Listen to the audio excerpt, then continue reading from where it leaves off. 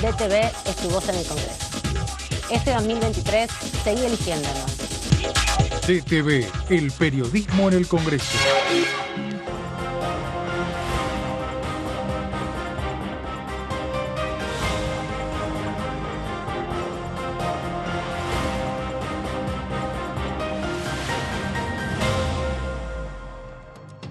Hola, hola, ¿cómo andan? Bienvenidos, bienvenidas. Aquí estamos en la tercera edición, en esta versión de invierno, de receso invernal. Muchas infancias, muchas adolescencias circulando aquí por las inmediaciones del Congreso. Hay muchas actividades, así que las vamos a repasar seguramente en un rato para que recuerden que pueden traer a los niños, las niñas, a los adolescentes, a las adolescentes al recinto de la Cámara de Diputados, a la visita guiada de la Cámara de Senadores, pero también a la biblioteca, donde hay un montonazo de cosas súper interesantes. Y la actividad política obviamente se centra en lo que sucedió ayer en Santa Fe, en las internas abiertas, simultáneas y obligatorias, con un rotulante triunfo de uno de los principales candidatos en Puyaro, uno de los principales candidatos de Juntos por el Cambio, principalmente el radicalismo, así que vamos a estar hablando de esas repercusiones con varios diputados de la Nación, pero es momento de saludar a mis compañeros y compañeras que están acá analizando todo lo que pasa fuera del Congreso, porque acá hay una calma increíble. ¿Cómo anda, Meli Jofre? ¿Todo bien? Hola, Amanda, buenas tardes. Sí, bueno, una calma con una semana que no tiene agenda por ahora, si bien habían sucedido rumores de que alguna que otra actividad iba a haberlo. La realidad es que es difícil que eso pase y sobre todo, bueno, también después de un domingo electoral, el domingo que viene también tenemos una elección importante como es en Córdoba Capital, así que bueno, hay legisladores siempre involucrados en los procesos y bueno, esta semana va a estar un poco el Congreso sin actividad, pero obviamente siempre hablando de iniciativas, repercusiones, proyectos. Carrera electoral, porque agosto está a la vuelta de la esquina. ¿Cómo anda, Juan Postararo? ¿Todo bien? Muy bien, un gusto estar otra vez acá con ustedes. Siempre bienvenido. Gracias. ¿Cómo vas viendo también estos días acá las repercusiones de la elección, ¿no? Muchos candidatos que eran diputados, que son diputados y también senadores, ¿no? Ayer compitiendo. Están, sí, a la orden del día esos detalles. Diputados que, bueno, no han o senadores que no están acá porque están en sus respectivas provincias y, bueno, viendo cómo se arma el nuevo electorado y cómo se arma también el nuevo Congreso para el año que viene y jugando todo ahí en sus provincias, apuntando todo. Claro, sí, y también dando cuenta en un punto de los debates internos. A partir de la resolución de las elecciones del día de ayer, ahora se reacomoda la campaña electoral. Algo que vuelve a pasar fuertemente es el ausentismo y el voto en blanco, un síntoma que se va imponiendo sobre todo en las PASO, ¿no? Las elecciones de candidaturas, sobre todo, hay como que no hay tanto entusiasmo por jugar en las internas, en definitiva. Claro.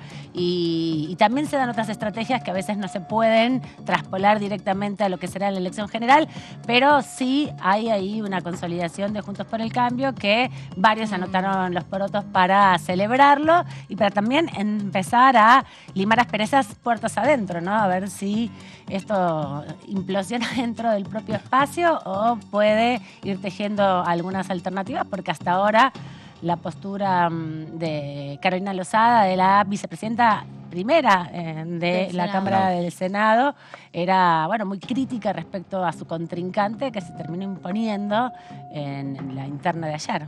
Sí, parece difícil pensar cómo va a sumarse ahora Lozada, ¿no? A hacer campaña por Puyaro. No sé, el principal desafío, el primero de todos. Sí, obviamente desde el lado de Puyaro él dijo que iba a convocarla, pero bueno, la realidad es que lo que tuvo en la interna de Juntos por el Cambio, más allá de que también participaba la socialista Mónica Fein dentro de ese frente, es que sí, se había nacionalizado fuertemente, entonces... Es que venía nacionalizada Santa Fe, digamos. Claro. Problemática del narco, venía con ese tema y que también se había traspolado también al mismo Parlamento. Claro. La situación de Santa Fe cruzó, digamos, tanto las pocas sesiones que hubo en Senado como también las que hubo en diputado. Era algo casi inevitable que no sucediera luego en las elecciones, pero creo que tiene que haber Sí. se van a alinear luego. Sí, seguro. Y además, bueno, también porque quedaron a bastante distancia, o sea, bastantes puntos hubo. También se hablaba ahí como un empate técnico en las encuestas. Sí, entre las los encuestas apoyaron, pifiaron que fuerte. Lewandowski iba a ser el más votado, resultó tercero. Claro. Bueno, ahí el peronismo ni hablar, o sea, tiene un desafío súper importante de cara a septiembre. Sí, total. Está muy dividido, iban 4 candidatos. Sí, Lewandowski, bueno, ganó la interna, pero la realidad con mucho menos de lo que esperaba. Sí, por eso, porque también disminuyó muchísimo la participación y es Claro. parte de lo que Sí, se va casi leyendo. un 60%, ¿no? Sí. Fue a votar. Es verdad y también que en las elecciones anteriores, cuando se analizan a lo largo de los últimos años, las internas abiertas, simultáneas y obligatorias van perdiendo protagonismo, ¿no? A lo largo de los años como un espacio de tanto de jugar estrategias políticas por parte de candidatos y candidatas, esto es, si se apoya a alguien o se interviene en la interna de otro partido, como así también la posibilidad de después traducir de manera lineal las distancias que hay entre las PASO y las generales, ¿no? Muchas veces son 10, 15 puntos que se corren o que se achican entre las fuerzas porque se va incorporando mucha más masa de votantes en el proceso definitorio, más que nada, ¿no? Ujú. Y eso también es algo que tenerlo en cuenta de cara a agosto, que es el principal desafío nacional, porque no solamente se eligen diputados y senadores, sino que se eligen también presidente y vicepresidente de la Nación, y va a ser ahí el momento donde se va a estar dando esa nacionalización de los procesos electorales. Y también lo interesante es que en ese contexto los candidatos del oficialismo se van entrecruzando, ¿no? Hoy la presidenta de esta Cámara participó, por ejemplo, también del acto en Ezeiza, donde estuvo el ministro de Economía, expresidente de la Cámara, Sergio Massa, la Sí. vicepresidenta de la Nación, Cristina Fernández de Kirchner, y también el ministro de Transporte de la Nación para, bueno, inaugurar este simulador donde también en modo campaña van planteando los posicionamientos, tratando dentro de todo en Unión por la Patria de presentarse principalmente como un proceso de mayor unificación, ¿no? Si bien en las provincias se dan internas fuertes con candidatos múltiples en los distintos distritos, bueno, en definitiva se intenta construir hacia adelante un proceso para las elecciones nacionales un poco más unificado, ¿no? De hecho, todavía Cristina Fernández de Kirchner no participó en ningún acto con Grabois y Grabois tampoco está teniendo actos tan multitudinarios o impactantes o de campaña más en términos de lanzamiento, ¿no? Claro. No hemos visto ningún acto de lanzamiento todavía de No, Grabois. hasta el momento no. Me como parece candidato. también que la campaña obviamente va a tomar un ¿Está acá? ritmo más importante cuando nos vayamos acercando Agosto. efectivamente al 13 de agosto. Y además, una campaña es la campaña de las PASO y otra la que empieza después, Por supuesto, de cara a la sí. general. Exacto, yo creo igual que en ese sentido se está aprovechando todas las instancias, tanto oficialismo como oposición. En la oposición hay discusión Va a ser- entre ellos también de modelos. Claro, el de- oficialismo tiene que gestionar. Claro, Tiene y candidatos está con además eso, que son además. mi jefe de gabinete, ministro de Economía. La realidad es que si se mantienen en esos lugares es muy difícil también que anden haciendo una campaña Desde como otra la que, perspectiva. claro, desde otro lugar. sí. Exactamente, y también ahí los diputados y diputadas juegan un rol importante en los territorios, construyendo posibilidades también para el desarrollo de la actividad política de cara a las elecciones de agosto. Juan, nos vas a contar de un proyecto de ley que ingresó en estos días. Exactamente. Es un proyecto, si bien estamos cruzados por las elecciones, todavía hay algunos diputados que van presentando proyectos y este apunta a la salud y lo que busca esta iniciativa, que es del diputado Bermejo del Frente de Todos, apunta entonces, decíamos, a un programa de prevención, atención y recuperación en pacientes con infartos y accidentes cerebrovascular, ¿sí? Es una iniciativa que lo que busca es que estos accidentes y este tipo de enfermedad entren en el plan médico obligatorio y puedan ser atendidos tanto por el Ministerio de Salud en su actuación como salud pública, como también como los privados. Claro, porque el plan médico obligatorio incluye a todos los tipos de prestación del sistema de salud, el privado, el público y el de gestión cooperativa comunitaria, que son las obras sociales de los sindicatos, ¿no? Que están gestionadas por organizaciones sin fines de lucro, como son los sindicatos. Exactamente. Entre los argumentos de este proyecto figuran 3 pilares fundamentales, como la creación del registro de establecimientos públicos y privados especializados en esta temática, la actuación del Ministerio de Salud, decíamos, como ente regulador, una vez creado estos establecimientos, para, bueno, intervenir y hacer como una... Sí, un listado, en definitiva, ¿no? Principalmente. Claro, y ver cómo funcionan y que mapeo. todos... Exactamente. Y luego, bueno, controlar el funcionamiento de cada uno de ellos, y también crear un comité de docencia y asesoramiento en biotécnica para los profesionales que atienden este tipo de, bueno, de accidentes que ocurren muy seguido en cada uno de nosotros. Hay unos datos que más adelante los vamos a ver en las placas, pero vamos adelantando. Por ejemplo, que el 40% de la población argentina tiene hipertensión y no lo sabe. Entonces es un tema muy interesante porque... Pero, genera infartos, esto puede generar Claro. infartos o ACVs.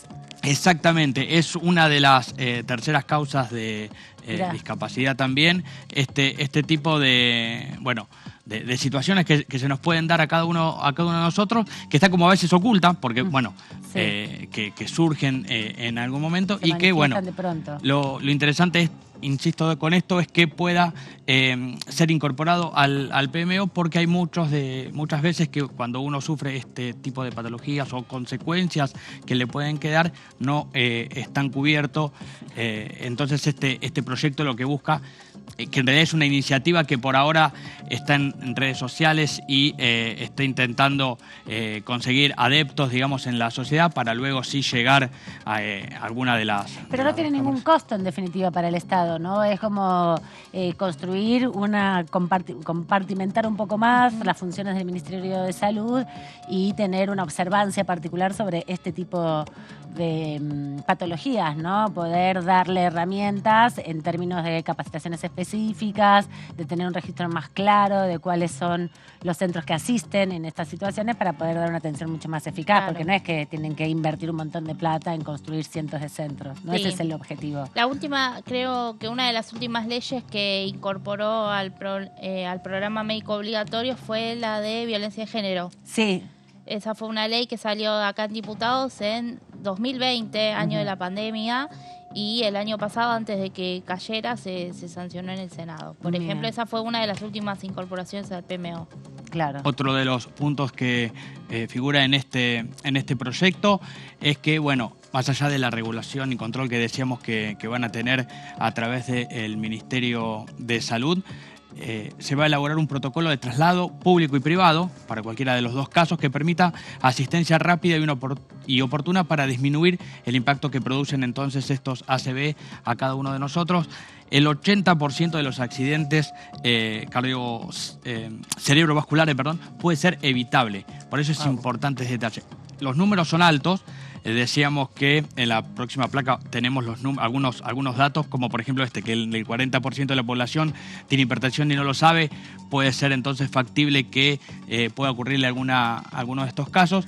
El ACV afecta también a una de cada 4 personas. A una persona cada 4 minutos, y más de 18.000 personas mueren al año. Es muchísimo los Cuidado números. acá todos los que estamos, porque se afecta una persona cada 4 minutos, por favor. Pero lo interesante, después de todos estos números que uno lee y que le puede causar, digamos, como un impacto por la cantidad, es el final, que el 80%, insisto, de estos accidentes pueden prevenirse. Por eso es interesante estos puntos que decía la placa anterior, del protocolo, del traslado, de estar los profesionales, tanto en la salud pública como privada, en permanente capacitación para poder atacar estos problemas de manera rápida, y también quizás la sociedad, darle herramientas a la sociedad, a los diferentes agentes que pueden estar interviniendo, y a cada uno de nosotros, para poder detectar. Claro, la detección temprana, la detección por un temprana, lado, exactamente. y la prevención, ¿no? La prevención, porque, insisto, los números son altos.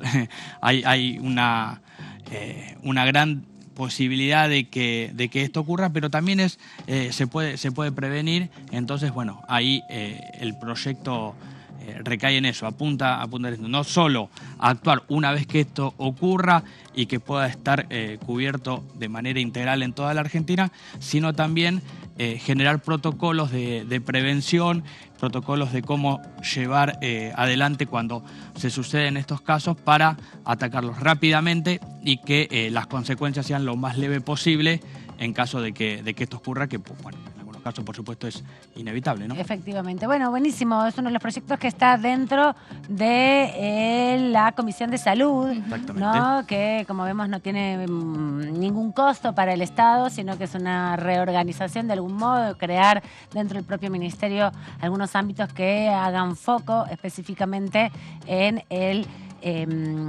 accidente cerebrovascular para poder tener una vigilancia epidemiológica, en este caso no lo sería, pero una vigilancia del sistema de salud un poco más estricta y poder prevenir los accidentes cerebrovasculares y también poder poner dentro de las capacitaciones y las campañas de difusión justamente las prevenciones, ¿no? La actividad física y toda la prevención que lleva con esto. El que habló sobre este tema es el médico encargado de aquí de la Cámara, director médico encargado aquí de la Cámara de Diputados, Marcelo Alac, en una conversación en profundidad con nuestro colega y compañero Horacio Embón en DT Entrevistas. Vamos a repasar algo de lo que él comentaba sobre este tipo de patologías y la necesidad también de legislar en este sentido.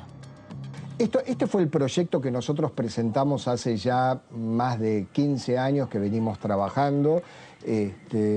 Recuerdo como anécdota, como para romper el fuego, que en ese momento lo tuvimos de invitado al director médico del Parlamento Europeo, que nos decía: muy bueno esto que ustedes vienen haciendo, porque si a ustedes les va bien, y doy por descontado que así va a ser, nosotros lo vamos a plantear en el Parlamento Europeo. Y así fue. Nosotros lo iniciamos en ese momento en base a una serie de elementos que todavía no estaban tan claros como ahora, porque ahora uno dice, en el 2023 hablar de cardioprotección quizá es como que ya todos lo tenemos un poco más claro. Pues fíjate que esto que yo les estoy mostrando acá, esto es más o menos a nivel mundial lo que ocurre, la cantidad de óbitos que hay a nivel mundial, ¿no? Son aproximadamente 58 millones de óbitos, y lo más importante de todo es que un 30% de todos esos óbitos se dan por enfermedad cardiovascular. La idea es mostrarles que en definitiva 1 de cada 3 personas se mueren de una enfermedad cardiovascular. Y lo otro que es grave a resaltar es que la inmensa mayoría de estos fallecimientos se producen en países con bajos recursos, países de bajos y medianos recursos. Entonces no es un tema menor. Vamos a la siguiente, y yo quería mostrarles que tanto la enfermedad coronaria, fíjate que esto es las 10 principales causas de mortalidad según la Organización Mundial de la Salud. Fíjate que tanto la enfermedad del corazón como la enfermedad del cerebro siempre está entre el primero y el segundo lugar. Si te fijas, en los países de recursos más altos, primero uno, segundo la otra. En los países de recursos intermedios se invierte la proporción, y en los países de bajos recursos siguen estando entre los primeros 5, solamente entre el primero y el quinto, es decir, entre la enfermedad coronaria y la ACV, se le cuelan algunas enfermedades que tienen que ver con enfermedades transmisibles. Y eso es lo que se ve en países de bajos recursos. Es decir, lo que quiero transmitir con esto es siempre la enfermedad vascular, ya sea por un ACV o por un infarto, está entre los primeros lugares como causa de mortalidad. Y te doy otro dato más. Vamos a la siguiente. Fíjate qué interesante. Este es un trabajo que se publicó hace ya algunos años, pero recuerdo que desde el primer momento que lo leí, estaba en vivo cuando se presentó este trabajo en Estados Unidos, en un evento que se llama TCT, mostraban cómo habían aumentado las enfermedades no transmisibles en países que estaban en guerra en ese momento. Países como Afganistán, Irán, me voy a permitir leerlo para no omitir ninguno, Afganistán, Irán, Irak, Palestina y Siria, países que tienen situaciones situaciones bélicas que uno podría decir, bueno, la principal causa de muerte es la guerra. No, la enfermedad cardiovascular sigue siendo la principal causa. Bueno, alguien me podría decir, bueno, sigue siendo la principal causa porque la guerra también afecta, la guerra es estrés y en definitiva también tiene un impacto. Sí, ok, estamos de acuerdo, pero hay que seguir prestándole atención y hay que tomar medidas que permitan minimizar ese impacto, ¿no? El director médico de la Cámara, Marcelo Alac, dando recomendaciones con nuestro colega Horacio Embón en primera edición. Yo había pensado que se habían dado la posibilidad de dar una entrevista en profundidad en DT Entrevistas. Ya le va a llegar el momento a Marcelo Alac, que está acá en la Cámara hace más de 30 años. La otra vez me lo crucé y conversábamos sobre eso, sobre el tiempo que llevaba acá en la Cámara, así que es uno de los que todavía quedan, de aquellos que ingresaron ahí a los pocos años del inicio de la democracia, de la recuperación democrática, justo en estos 40 años que estamos celebrando, ¿no? Así, el director médico de la Cámara. Y como estamos en receso invernal, queríamos repasar un poco y estábamos conversando, bueno, de hecho el portal El Parlamentario publicó una nota sobre las leyes pendientes que quedan en el Senado de la Nación de medias sanciones que tiene la Cámara de Diputados, proyectos que fueron un esfuerzo llevarlos al recinto, pero que lograron acuerdos, y por la particularidad que tiene hoy la Cámara de Senadores desde enero de este año con la extinción de 4 miembros del bloque oficialista, se le hace muy difícil también al oficialismo en el Senado lograr quórum. Pasó la semana pasada que fracasó la sesión donde había proyectos que habían sido aprobados acá, ¿no? Que eran muy esperados su aprobación, de hecho impulsados por la sociedad civil. Sí, como pasó también cuando se cayó la sesión en marzo y después terminó haciéndose en abril, y ahí había también un paquete bastante importante de leyes que están muy reclamadas. En este caso, en esta última sesión, quedaron sin tratar 5 proyectos de ley, entre ellos estaban muerte perinatal y... conocida como Ley Johanna, que es una ley que impulsa un tratamiento humanitario para las personas gestantes que no llevan a término su embarazo y que hoy están siendo víctimas de violencia obstétrica, ¿no? Sí, que no llegan a término con su embarazo o que su bebé fallece en los primeros días, 22 claro. días. Claro, que no logran, por eso la continuidad de todo el proceso. Sí, estaba Johanna presente en el recinto. Bueno, también estaba la ley de pubertad precoz. Que es también incorporar al plan médico obligatorio, como en el mismo sentido que vos decías, pero ese sí necesita un poco más de recursos. Sí, porque crea un programa, sí. El universo es acotado y es un gran problema, para muy los niños, importante para las infancias, sí. Bueno, pero además de eso hay otras leyes importantes también, como es la ley de lavado de activos, por la cual había un tiempo bastante acotado. En septiembre se le había dado viene el celeridad, GAFI acá, a evaluar al país. A evaluar al país, y había que actualizar la norma de lavado de activos respecto a algunos aspectos de la UIF, de la Unidad de Información Financiera, por un lado, pero también una actualización de protocolos de intervención en la detección de lavado de activos y de evasión. Y le tardó mucho y fue costoso, digamos, para el oficialismo discutirla acá en la Cámara de Diputados. Recuerdo que ahí Pablo Tonelli jugó un papel fundamental en la discusión en la comisión, pero después no pudo votar el proyecto porque se levantó, no participó el PRO en definitiva en la votación, ¿no? Recuerdo que fue bastante compleja esa instancia, pero se lograron los votos necesarios, la mayoría en el recinto, y pudo pasar a la Cámara de Senadores, que ya tiene dictamen, de hecho, ¿no? Tuvo un mes, dictamen. Más o menos. No, un poco menos. Sí, hace un mes tiene Monotech. Monotech, ese es el otro que también, que es otro. Sí, lavado de activos. No, perdón, no tiene dictamen. Se hizo una reunión en los últimos días, pero fue una reunión informativa. La semana pasada. Antes de la sesión. Todavía no tiene dictamen. Claro, incluso. Fue la reunión que se hizo justamente de Comisión de Presupuesto y Hacienda, que se hizo antes de la sesión que fracasó en el Senado, y se iba a comenzar a discutir los alcances, que la idea es dictaminarla y aprobarla sin modificaciones, ¿no? Porque es una ley, que también es muy mirada también por el Fondo Monetario, una ley que es independiente quizás también de lo que pase en las próximas elecciones, porque no es una ley que, uno puede decir le interesa solamente al oficialismo. Obvio. Le interesa primero a la Argentina y segundo a cualquiera que asuma a partir de octubre.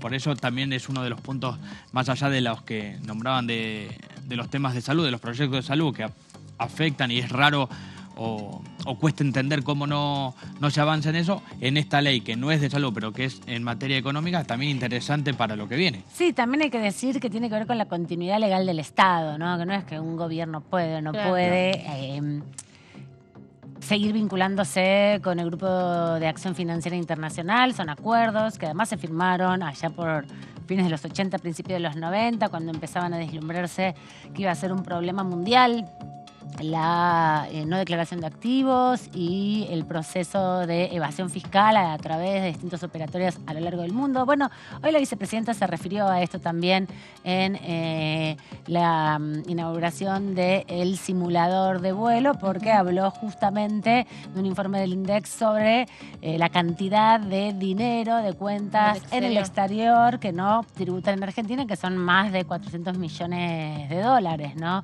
Planteaba que había casi un PBI ahí que no había sido declarado en la Argentina y es dinero que nunca tributa en el país y que se produjo en la Argentina y se exteriorizó, se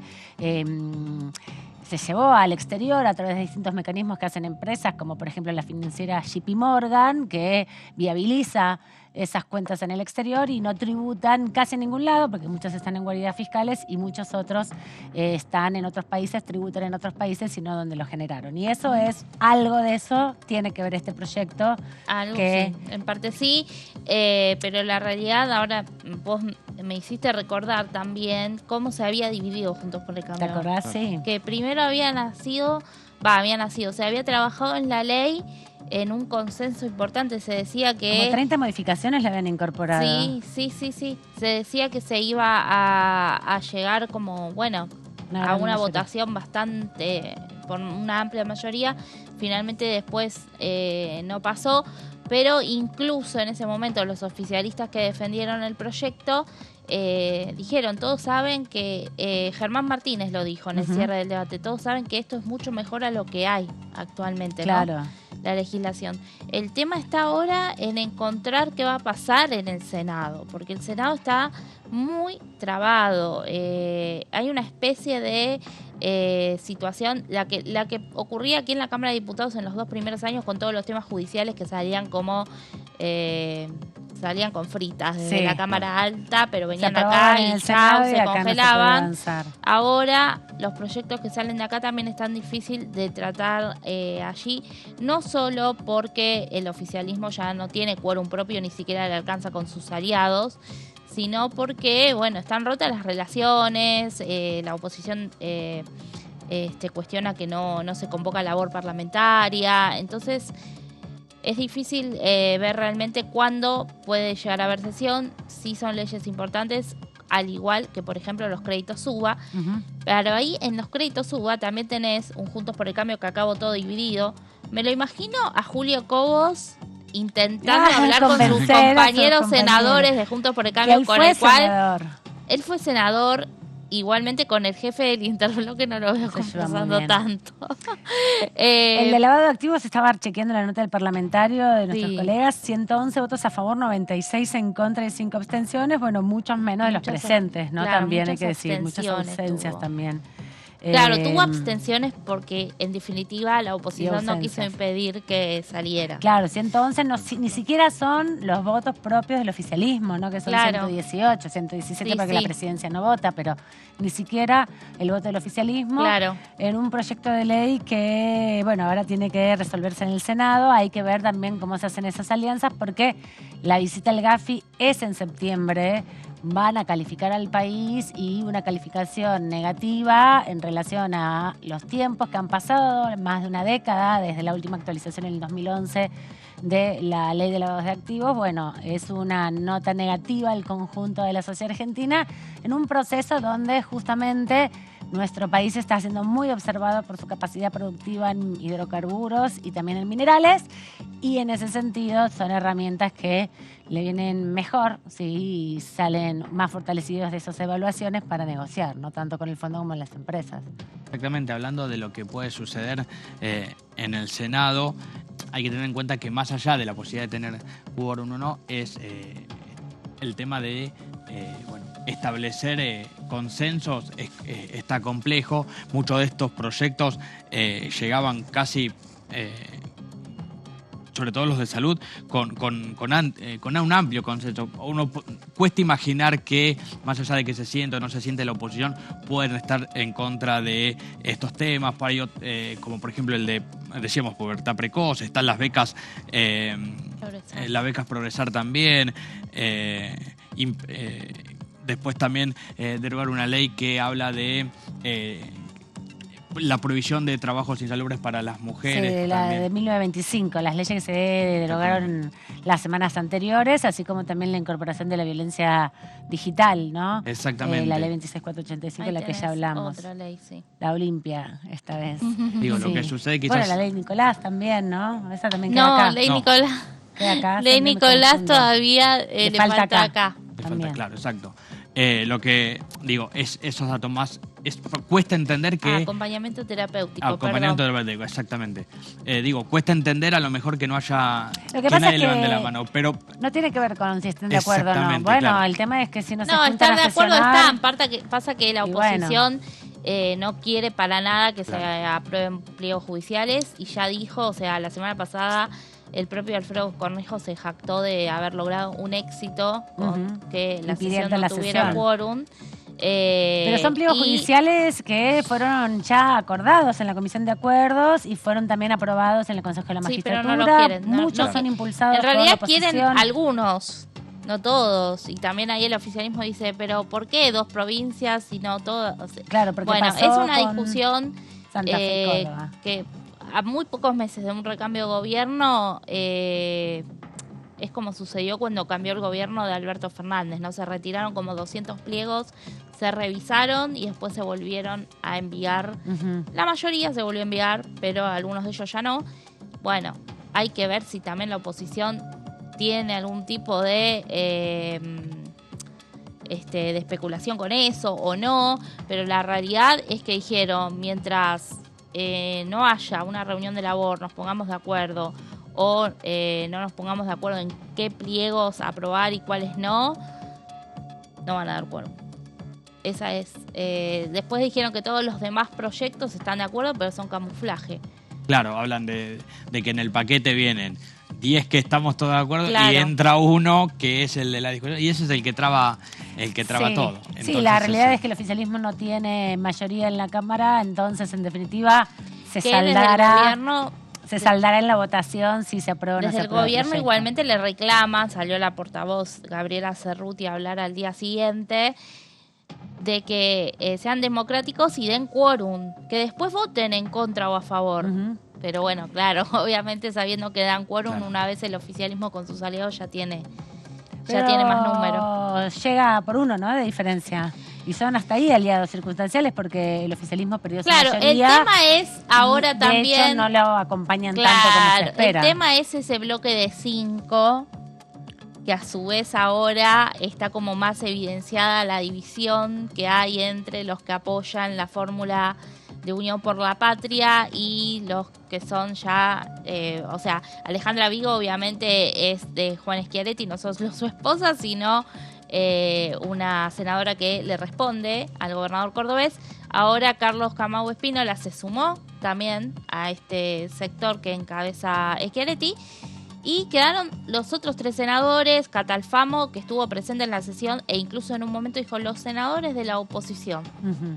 Le salió, le digamos, salió de el ahí. pasado le salió. Sí, no se terminó de Y después ubicar dónde tenés a estaba. otros 2 que, bueno, ahí hubo todo un tema también. Uno que se mantiene como en una postura de reclamar un tema específico que quiere que se trate, y otro con toda una situación bastante engorrosa del PJ En Jujuy, que terminó siendo intervenido en estos días. Así que un poco eso es la repercusión de lo que sucede y la trabazón que hay hoy con la aprobación de varios proyectos que fueron difíciles de aprobar acá en la Cámara de Diputados, pero que también son muy difíciles de avanzar en la Cámara de Senadores. De hecho, en las últimas sesiones y en las últimas reuniones de comisión, la oposición casi tampoco participó, no viene participando en las reuniones de comisión, se sacan los dictámenes solo con los de los senadores y senadoras del oficialismo, y después vemos que cuando llega el momento de votar o de dar quórum no sucede y no va a suceder evidentemente en los próximos meses, hasta que bueno sean las elecciones. Un poco el resultado electoral me parece que va a convocar de alguna otra manera o bueno va a O al profundizar revés, esta claro. estrategia de no consolidar el tema. Así que tiene que ver con esto justamente, con los proyectos que aún quedan pendientes y decíamos que es una veintena, alrededor de 20 proyectos los que faltan. Varios son económicos porque uno que nombrabas era el Monotech, que ese sí había sido más acompañado por la oposición que el lavado de activos, había tenido mayorías más importantes y que tenía... No tanto igual. No tanto, pero No. más de 111 eran. 134 me ¿Viste? parece. Ahí, por eso, la mitad más uno, era un poco más. Eso Me ya es parece, sí, una sí. mayoría mucho más importante porque incluye no solo al oficialismo, Sí, sino a a otros. sectores importantes de la oposición, bloques. por lo menos 10 diputados, un poco más, diputados de la oposición que se suman a ese proyecto, ¿no? Que tiene que ver con un monotributo especial para los que facturan en dólares servicios de tecnología, que tengan la posibilidad de cobrar en dólares, abrir una caja en dólares, una caja de ahorro en dólares, una cuenta especial que abre el Banco Central y que también puedan incorporar esas ganancias declarándolas de alguna manera con una escala que se dividía en tres niveles, ¿no? Sí. Según la facturación, 10.000, 20.000, 30.000 al año, ¿no? Sí. Sí, el dato de ese estaba justo Sí, viendo la revisando el, votación. el proyecto. Sí, tuvo 111 votos positivos, 85 abstenciones, 11 negativos y sobre todo muchas ausencias, recordaba justamente el portal. Así fue en Cámara de Diputados lo de este proyecto como asesor reto. Todavía está esperando, decíamos, qué sucede en Senado. Vamos a repasar lo que decía la diputada Camañona. Bueno, nos vamos rápidamente a un corte y ahí volvemos en minutos que ya tenemos nuestra próxima entrevista. Se cagó la consola de sonido.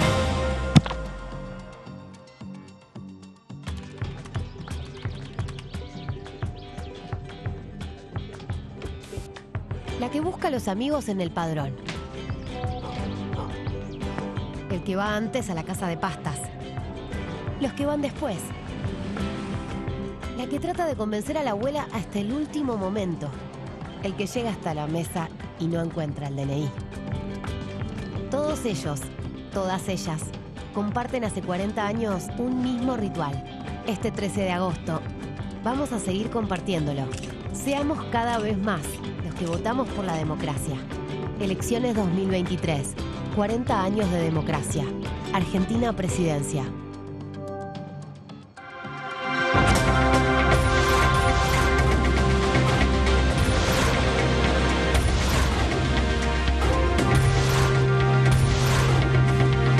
Ellos son tu voz en la tercera edición. DTV, el periodismo en el Congreso. Docente fue denunciado, bueno, poder trabajar esto. Hay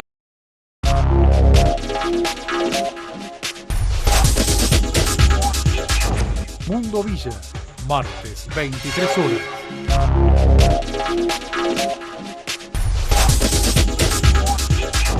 Mundo Villa, martes, 23 horas.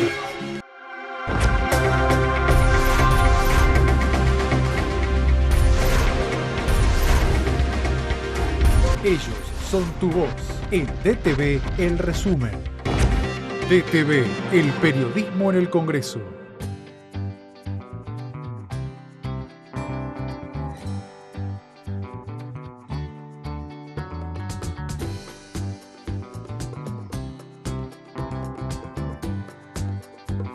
Para hacer visible y formalizar el trabajo en casas particulares, creamos el programa Registradas, generando empleo digno y de calidad.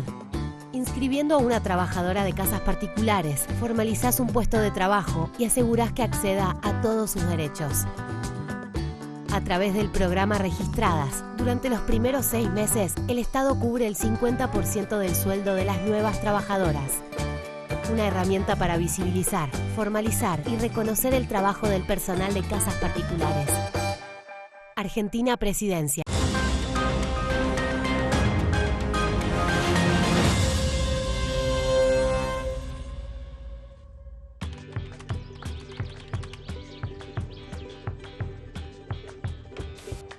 La que busca a los amigos en el padrón. El que va antes a la casa de pastas. Los que van después. La que trata de convencer a la abuela hasta el último momento.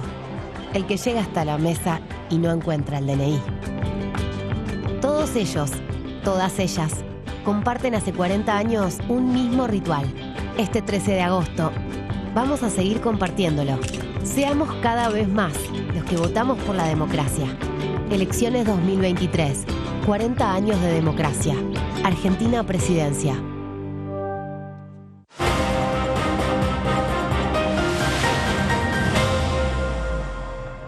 Y retomamos la tercera edición de TV y presentamos a nuestro primer entrevistado de la jornada de esta manera.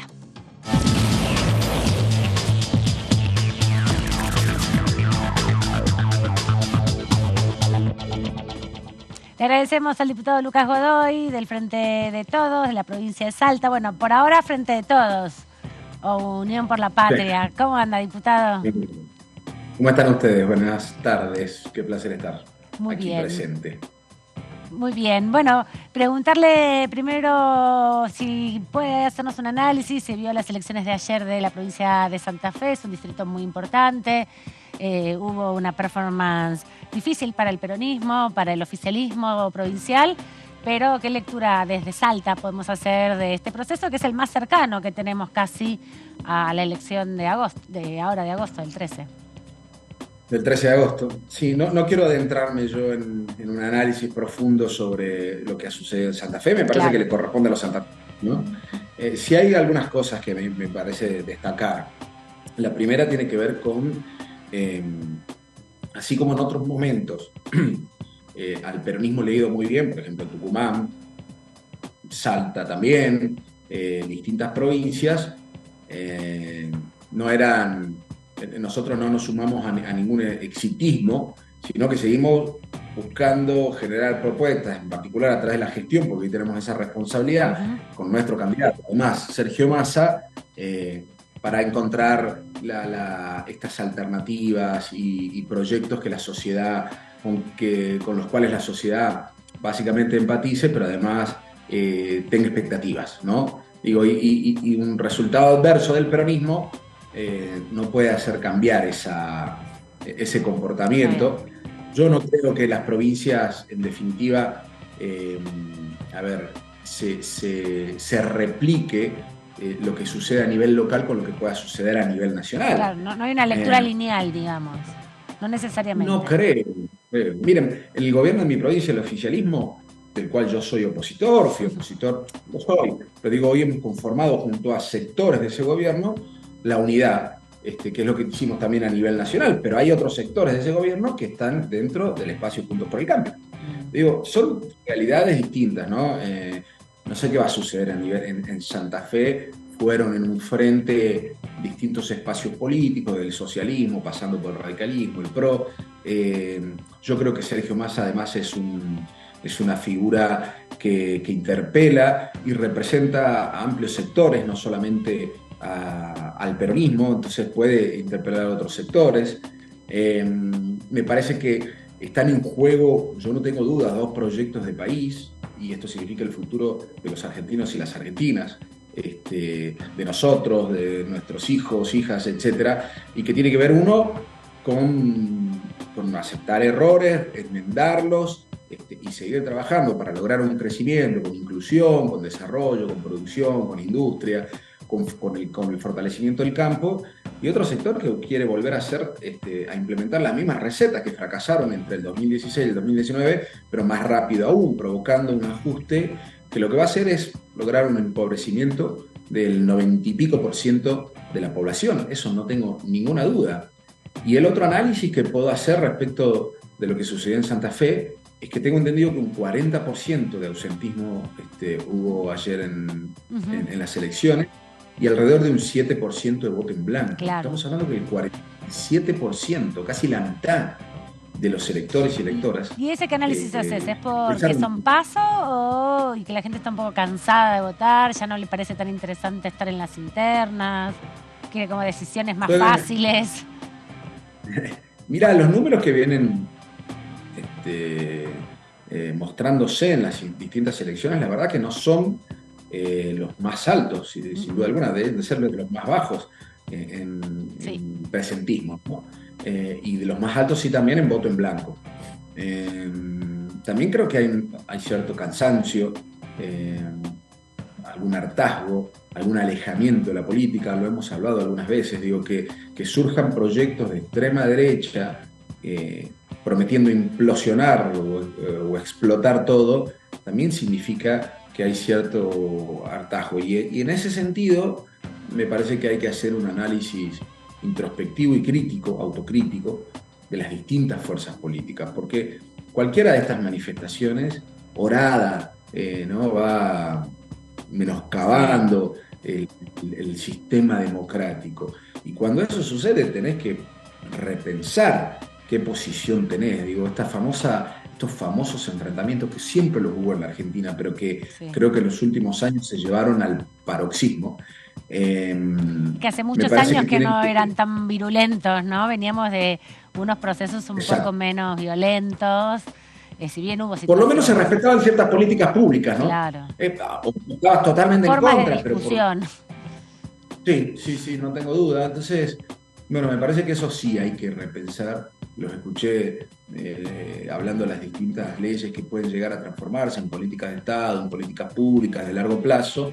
Bueno, y esas son las que tenemos que discutir. Y no las estamos discutiendo, básicamente porque se busca continuar con una parálisis de la discusión sensata, seria, responsable de las políticas, pensando que eso lleva agua para el propio molino. Entonces, desde una especulación. ¿Cómo, perdón? Más desde la especulación que desde el contenido. Sin duda. En definitiva. Sin duda alguna. ¿Qué tal, diputado? ¿Qué tal? Melissa Jofré lo saluda. A propósito de esto, de especulación, de llevar un poco de agua para su molino, el 23 de agosto la oposición pide una sesión por la ley de alquileres, que sabemos hace un año ya tuvo dictamen en las comisiones. Ustedes desde el oficialismo, ¿qué postura van a tener? No sé si ya han decidido si en esa sesión van a dar o no quórum. Por lo pronto, Germán Martínez no firmó la solicitud del pedido. Sabemos la postura también que tiene el Frente de Todos respecto de la ley. ¿Cómo cree o cómo ve que pueda llegar a darse esa sesión, teniendo en cuenta, bueno, también va a ser después de las PASO, pero igualmente tienen ahí en la oposición visiones encontradas incluso?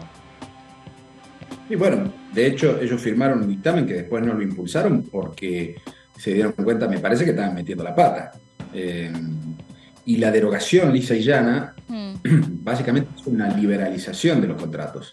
Y este es uno de esos contratos donde hay dos partes, pero que no están en igualdad de condiciones, como existen otros contratos en el derecho contractual argentino. Entonces ahí la ley lo que debe es recurrir en protección de la parte más débil para equiparar, ¿no? Digo, las posiciones. La derogación significa que entonces un contrato de alquiler se puede hacer con actualización del doble, por ejemplo, mensual de la inflación, que se puede actualizar todos los meses, además que los contratos pueden tener un plazo de 6 meses. Digo, se puede hacer cualquier cosa, justamente cuando hablamos que hay menor oferta. Entonces, si hay más demanda que oferta, quien va a regular a gusto y placer es el sector de la oferta. Por eso hay que tener cuidado con lo que se dice, porque además, si se deroga lisa y llanamente, nadie garantiza, y yo no creo que suceda, que al otro día bajan los alquileres. No. Los alquileres suben no solamente por la ley, que yo la critico, ojo, por más allá que nosotros firmamos un dictamen sosteniendo algunos institutos de la ley y proponiendo nuevos para promover la oferta, y además que los organismos de defensa del consumidor, por ejemplo, intervengan en la relación contractual. Yo soy crítico de la ley y lo he dicho muchas veces, sobre todo porque perjudicó más bien al interior. Pero además deben sumarse otras cuestiones, como el enorme crecimiento de plataformas digitales de alquiler para turismo, el crecimiento del turismo, tanto internacional como nacional. Entonces, nadie garantiza que una derogación de la ley va a traer como siguiente una disminución del precio. Claro, la inflación también repercute al respecto. Igualmente, la derogación no es lo que tiene dictamen. En definitiva, si quisieran tratar el proyecto sobre tablas, pasaría lo mismo que La otra vez. la otra semana vez, pasada. o habría que convocar a comisión nuevamente. Sí, efectivamente. Sí, o tener las mayorías para tratarlo sobre tabla. Lo digo a esto porque la propuesta que se hizo en la última Sí. sesión tenía que ver con un proyecto de derogación. Claro. Y de hecho se recurrió, eso no pasó bastante desapercibido, pero uno de los presidentes del bloque de la oposición recurrió, o quiso recurrir a un artículo del reglamento que se había modificado en el año 96. Bueno, no Sí, se había fue actualizado, bastante- son cosas que pasan, son muchas Nosotros- leyes. Lo advertimos, no quisimos meternos mucho más, pero citó con antecedentes y jurisprudencia parlamentaria un artículo, se había derogado en el 96, o sea, hicieron pasar un poco de vivos. Pero volviendo al tema, yo creo que se pueden discutir, hay dos temas para mí que se pueden discutir, y esto lo digo como opinión personal, porque el bloque todavía, de hecho, la manifestación del bloque, la posición del bloque es la que está firmada en el dictamen. Claro. Ampliar pero no beneficios tengo duda a que se puede- propietarios, digamos. Yo no tengo duda que se podría discutir el plazo de retomar un plazo de 2 años como plazo mínimo. Podría ser una discusión, digo, quizás no es lo mejor. O la actualización semestral y no anual. Para mí esas cosas se podrían discutir. No lo han hecho en términos particulares, lo que quisieron hacer es una modificación, de hecho lo hicieron, absoluta. Volvieron a plazos menores, actualizaciones aún menores a 6 meses, y derogaron y modificaron el dictamen algo que a mí me parece central, que sí sostiene el valor de los alquileres y su actualización, que es el índice. El índice es beneficioso para los inquilinos. Liberalizarlo o que vaya directamente de manera atada a la inflación, eso es perjuicio para los inquilinos, porque no todos los inquilinos, en primer lugar, trabajan en el sector formal. En segundo lugar, cuando trabajan en el sector formal, no siempre equipara o no siempre supera la inflación. Hoy viene más o menos equiparándose. Y la verdad se ha dicho que para el propietario ese índice no es malo, digo, no significa que está No regalando pierde. el alquiler. No pierde. Se la Entonces, actualiza. quizás podría ganar con inflación, pero ahí ya vamos a una cuestión especulativa. Entonces, yo creo que ese índice, yo lo defendería a ese índice. Vamos a ver qué plantea la oposición, si se han puesto de acuerdo en estos temas que tuvieron ahí sus divergencias. Y esperaremos hasta después de las pasos a ver. También nosotros nos tendremos que reunir para avanzar en nuestra posición. Gracias, diputado, por este ratito con la tercera edición, versión receso de invierno. Por favor, muchas gracias a ustedes. Adiós. Buenas tardes. El diputado, justamente presidente de la Comisión de Legislación General, donde se comenzó a discutir este proyecto, le tocó ser parte de esa discusión porque arrancó con Cecilia Moró y terminó el debate con él como presidente, me parece, ¿no? O Sí. Massa, sí, porque fue en julio que se fue Massa el año pasado. Claro. Entonces Sí, le sí, tocó sí. terminarla a él Empezó cuando con se Moró. incorporó el capítulo económico.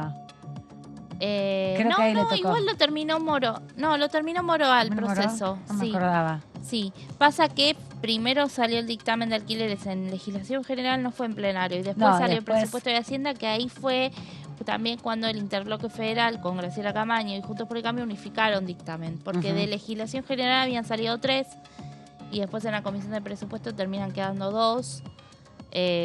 Así que no, lo terminó Moró, pero una vez que se trató... no se trató, perdón. No se trató todavía. Yo me acuerdo sí que en diciembre, cuando el oficialismo intentaba tentar a la oposición para que se sentaran a debatir los proyectos de ley que estaban convocando la sesión y la oposición no iba. Una vez incorporaron ley de alquileres para Sí, ver si sí, en tentaban a diciembre. todos. Bueno, no sucedió, se fueron, se sintieron extorsionados los diputados de la oposición y las diputadas. Y ahora esto sucedió la semana pasada, no la anterior, cuando fue la sesión. Se convocó, en las cuestiones de privilegio, pidiendo un apartamiento de reglamento. El diputado Lombardi pidió sobre tablas la derogación de la ley, ¿no? Del proyecto de ley. Sí, y por eso a mí me llama la atención porque no me llama la atención que pidan la derogación, pero sí que haya ya un discurso más instalado por la derogación cuando el dictamen que tienen Es la por la oposición modificación. es por una modificación a la ley. Ujú. Entonces, ¿o será que van a pedir a algunos diputados que reabran la comisión para ver si avanzan ahí con un dictamen de No derogación? creo, ellos No, porque no. después presentaron un pedido Porque de sobre sesión. tablas están en la misma situación, que no ahora. pueden, no tienen mayoría. números. No pueden conformarla tampoco porque con todos los diputados de la oposición que estarían a favor de modificaciones, no todos están a favor de la derogación. Además, vos hace un año atrás podías llegar a construir un número de 132 a 134. Hoy con las elecciones de por de medio. 130 a 132, perdón. Hoy con las elecciones de por medio y con los 3 libertarios, por ejemplo, que ellos quieren derogación total. Claro. Capaz en ese momento los podías convencer de aprobar el dictamen y con modificaciones, pero hoy por hoy, según lo que planteó también la propia Carolina Píparo en el recinto cuando habló y les dijo, esto es un oportunismo electoral, así les dijo a los de Juntos por el Cambio, y ustedes venían a decirme a mí, venían a hablarme a mí que no, la derogación no, porque o sea, para eso no hay consenso, vayamos con el dictamen. Bueno, les echó en cara todo ese proceso, es medio difícil el panorama. Es difícil ver qué va a pasar, ¿no? Está complejo el tema. De hecho, en algún momento Cobos también quería que este tema se tratase con los Créditos créditos UBA. UBA, sí, Bueno, fue la en una oportunidad misma. que vieron, Claro, porque fue en esa sesión, ¿no? exactamente. Pero, bueno. Sí, todavía lo peor siguen es las esperando. expectativas que se generan en la sociedad porque, como todos lo dicen, con el problema, la problemática de alquileres no se va a resolver con una ley. Por supuesto. Y la realidad es que genera justamente mucha atención de la ciudadanía en ver qué va a pasar en el Congreso. Después capaz termina no pasando nada y tenés a la sociedad más enojada. Sí, además O tener sea, en cuenta que están venciendo este año, el 2023, durante de julio en adelante, en definitiva, los contratos firmados en el 2020, ¿no? Claro. Porque se aprobó en mayo del 2020 definitivamente la ley y a las pocas semanas Y los fue contratos que reglamentada. se hicieron enmarcados en la ley. Claro, porque todos cuando aquellos vinieron que los están en la inquilinos ley, sin a duda. exponer, Explicaron que explicaron nada que seguían firmando contratos por 2 años o, bueno, contratos sumamente ilegales que nunca no fueron están registrados. claro. Exactamente. Los pocos que pasan por el proceso de registración están venciendo y este momento de negociación es el más difícil.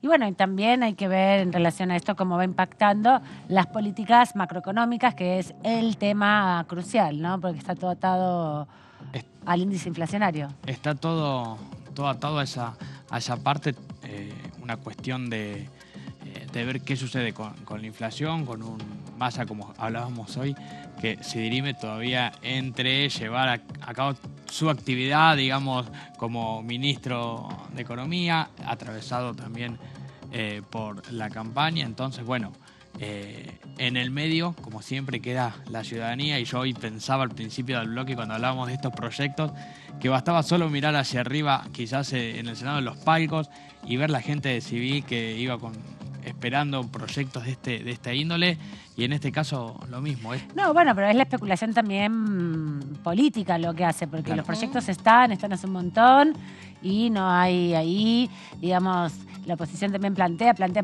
pero tampoco cuando están las negociaciones de las sesiones No, por eso, impone, el momento digamos. de la oposición para haberse alzado con la media sanción de alquileres era ese. Ya fue Sobre ese todo momento. porque venía de Con un otras impulso. situaciones en las que había construido una mayoría, había dado media sanción a la boleta única de papel. Y además había emplazado 2 veces Había al emplazado Congreso para comisiones. varios temas, para humedales, para alquileres, para créditos Sí. UBA, para un montón de temas. Tenían una fuerza. Ahora hay que ver cómo se va a dar y cómo llegan el 23 de agosto, porque todo va a depender del resultado electoral. Ahí va a haber mucha rosca. Vamos a ver cómo le va. También incluso a los libertarios, a ver si hacen por fin una performance que se los pueda contar de algún lado. Porque Bueno, por ahora, porque así como decíamos que no es lineal, capaz, como nos decía el diputado, no es lineal la situación que pasa en las provincias con lo que pasa a nivel nacional, tal cual. Yo no creo que Milei saque 2 puntos como han sacado sus candidatos claro, en las provincias. provincias, exactamente. Veremos también cómo se configura cuando va llegando ese momento y cuando se pone más peliaguda también la interna en los principales partidos donde va a haber internas, ¿no? Si bien hay internas en muchas de las expresiones de los principales bloques, bueno, las más fuertes están en Juntos por el Cambio, donde hay candidatos del PRO y candidatos radicales, precandidatos del PRO y precandidatos radicales, luchando por tener la mayoría para las primarias abiertas, simultáneas y obligatorias.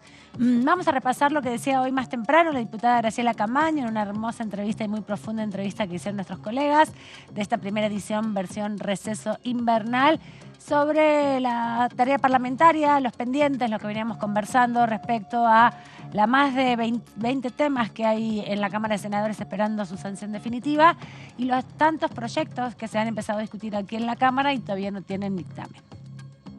Yo creo que la actividad parlamentaria ha decaído enormemente en los dos últimos periodos, o sea, los 8 años o 7 o 6 que anteriores.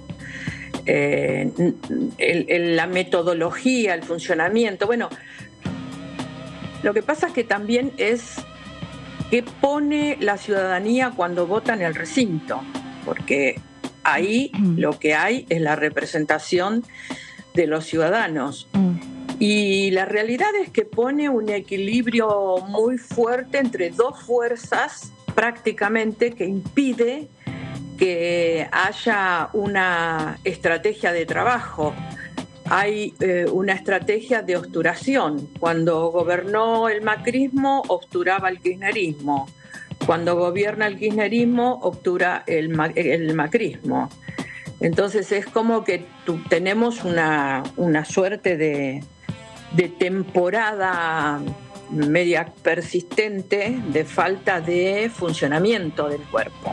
Sí, yo estaba pensando en este sentido mientras usted hablaba, ¿no? Que lo primero que dijo así como da vergüenza, pero después me quedé pensando concretamente en la escasa participación que hubo en las elecciones en Santa Fe, siendo que es un distrito tan caliente donde se viene expresando que no se puede vivir más, y qué descrédito que hay hacia la política que, digamos, no fueron a votar, porque claro, yo hubiera pensado que hubiera sido al contrario, ¿no? Yo digo, si la estoy pasando mal donde estoy viviendo y realmente creo que la política es parte de la solución, voy y voto. Sin embargo, fue creo que apenas un 60% de participación. Un poco más de 60, sí. Y más de 5% creció el ausentismo en relación a la última elección. Claro, ¿no? ¿Usted qué análisis hace, por ejemplo, de eso en términos generales, ¿no? Sobre la participación.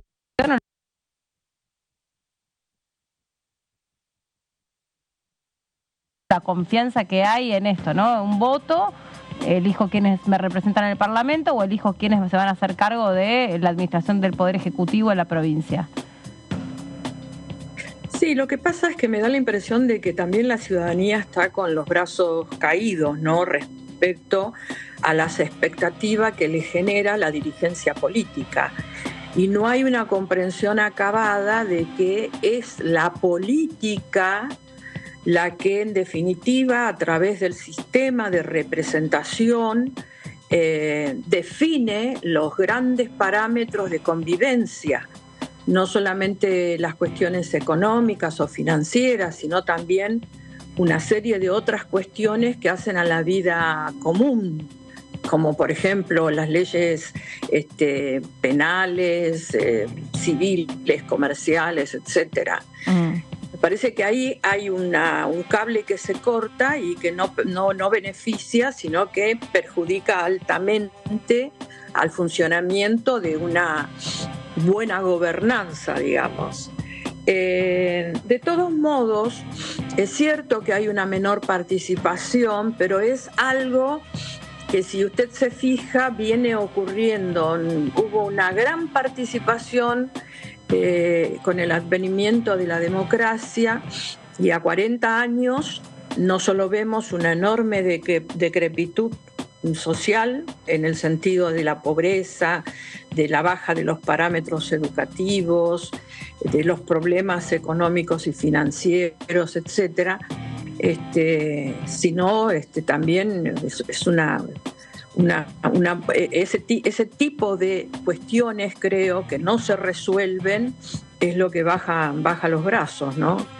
Pero bueno, hay que seguir remándola y hay que tratar de que la sociedad y que los ciudadanos entiendan de que el voto, por más que haya errores, visiblemente los hay, en cuanto a que se vota con una determinada expectativa que luego no se cumple, pero lo que digamos puede resolver los problemas de la Argentina es esto, que cada 4 años o cada 2, mejor dicho, los ciudadanos hagan el ejercicio de la elección, hagan el ejercicio de ir a votar y de expresar lo que creen que es lo correcto o lo que creen que puede ser, digamos, el proyecto de vida para los años que vienen.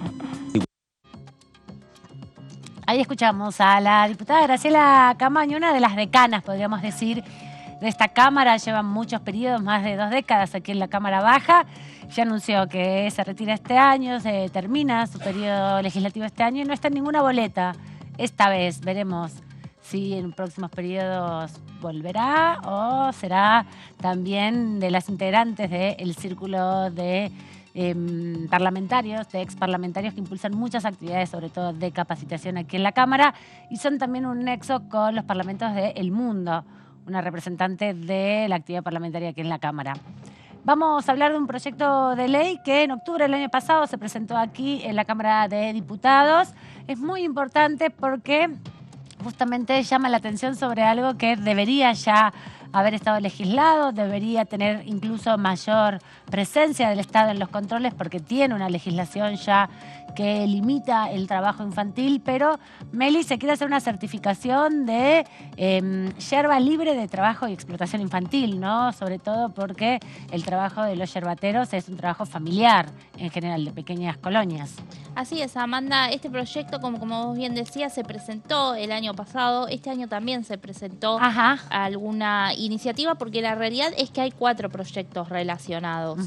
Los que sí son muy similares, casi idénticos te diría, son los que han presentado los diputados Carla Carrizo de Evolución Radical y Leandro Santoro del Frente de Todos, justamente 2 diputados que estuvieron hace pocos días en este Congreso realizando una audiencia, una jornada en la que expusieron varios invitados y entre ellos sobre todo la importancia de que contar con el sector privado, ¿no? Con los empresarios. Estaba repasando que la campaña justamente que vienen impulsando desde el año 2013 de yerba mate sin trabajo infantil, se llama algo así como Me gusta el mate sin explotación infantil, para sensibilizar también al Congreso que sea un poco más exigente con los estándares y sobre todo, bueno, la intervención de los organismos de infancia, ¿no? Porque ahí ya existe la CENAF, existe desde el 2018 la Defensoría de los Niños, Niñas y Adolescentes y hay que hacer un control un poco más férreo, ¿no? Porque,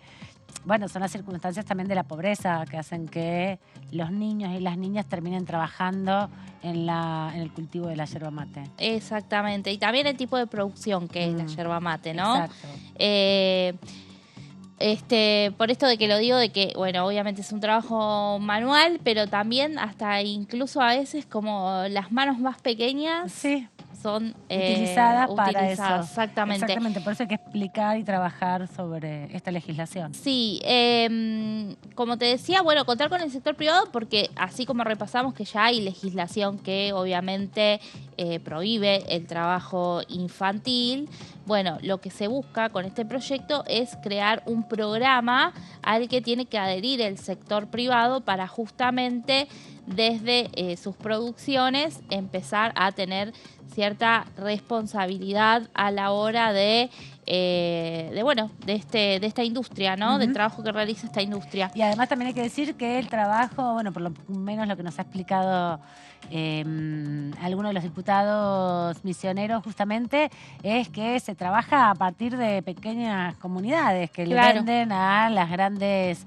empresas que exportan, que el 90% se produce en la Argentina, el 60% es de Misiones y son pequeños grupos familiares en cooperativas, les venden a los grandes productores que después exportan principalmente a Medio Oriente. Sí. Así que sí.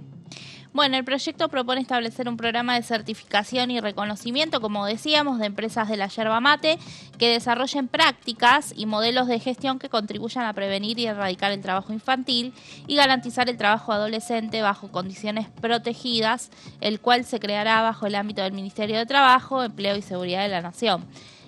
Claro, obviamente, ante la situación de saber las empresas estar en conocimiento de que hay trabajo infantil detrás de esa producción, bueno, tener justamente prácticas y modelos que tiendan a prevenir eso, claro, y a controlar que no haya. Controlar, exactamente.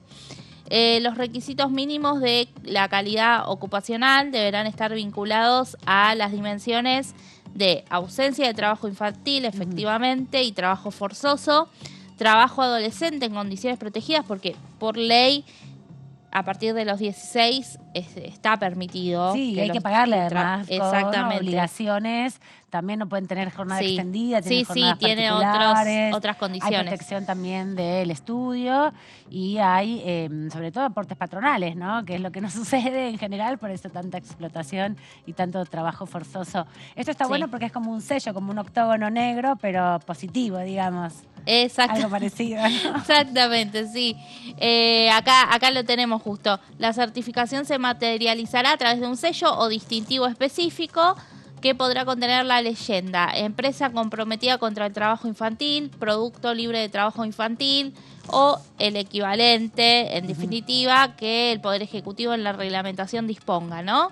Y bueno, para obtener justamente este sello se deberán cumplir 14 requerimientos mínimos, no los enumeramos, pero tienen que ver básicamente con las dimensiones que hablábamos hace un ratito. La evaluación técnica de las empresas aspirantes a justamente tener esta certificación estará a cargo de un comité dictaminador integrado por organismos públicos especializados, representantes de universidades nacionales y organizaciones de la sociedad civil expertas en la materia, seguramente muchas de ellas de las que han participado de esta audiencia que se dio hace unos días atrás. Lo que es importante también es que como se exporta gran cantidad de la yerba mate, bueno, se consume mucho en Argentina, se exporta a los países limítrofes, pero también tiene una gran exportación a países del sudeste asiático, que se exporta la yerba mate. Entonces, también para poder ingresar a determinados mercados hay mayores controles. Claro. Y me parece que también es una forma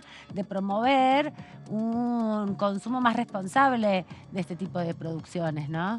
Estaba leyendo la etiqueta o la opcional, el trabajo libre, el producto libre de trabajo infantil en estos tiempos parece, es fuerte la frase, pero es interesante. Es real, sobre todo. Claro, real, claro, exactamente, tristemente. Que sigue existiendo, claro. Exactamente, que pongan, que se llegue a esto, pero bueno, es interesante porque también pensaba a la hora de llevarlo, digamos, al Congreso y lo que sucede en algunos casos con algunas empresas y el lobby que puede generar.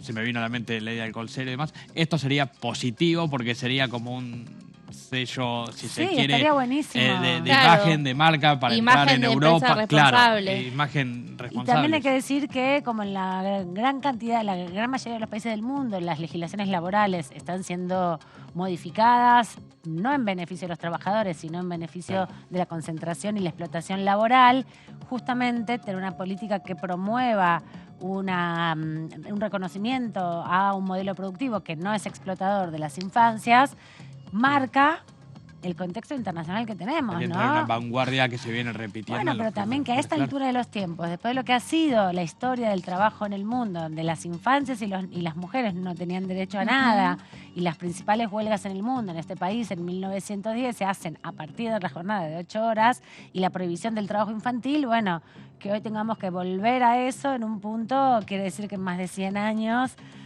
todavía falta mucho para la reflexión, ¿no? Estamos más cerca de aquel 1900 que la utopía de que las infancias solo tengan que estudiar y divertirse, ¿no? Exactamente.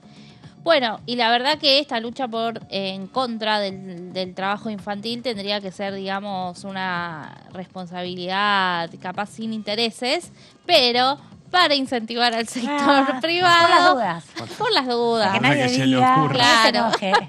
Para que no se enojen No y digan que es imposible. puedan tener su certificación, se le otorgan ciertos beneficios, como por ejemplo que tendrán a su favor entre un 5% a un 20% del valor total anual aplicable a cualquier impuesto y o servicio nacional, y una disminución, esto del 5 al 20% varía Del tamaño de la dependiendo del tamaño de la empresa y de los requerimientos mínimos, esos, Los bueno, 14 según requerimientos. cuáles cumplan, ¿no? Si También. cumplen todos, tienen mayores beneficios, Claro. si cumplen una parte, menos beneficio, digamos. Exactamente, y una disminución de entre un 5% a un 20% en la tasa de interés de los préstamos que posean u obtengan en el Banco Nación.